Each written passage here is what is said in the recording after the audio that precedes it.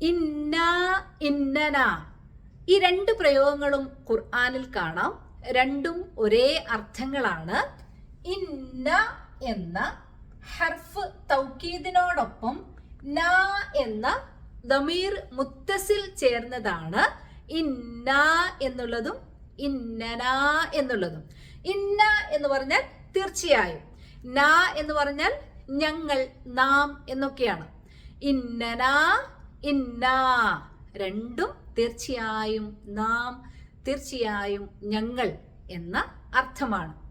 ഇന്നാ അഅ്തൈനാകൽ കൗസർ റബ്ബനാ ഇന്നനാ ആമന്നാ ഫഗ്ഫിർ ലനാ ദുനൂബനാ വഖിനാ അദാബന്നാർ.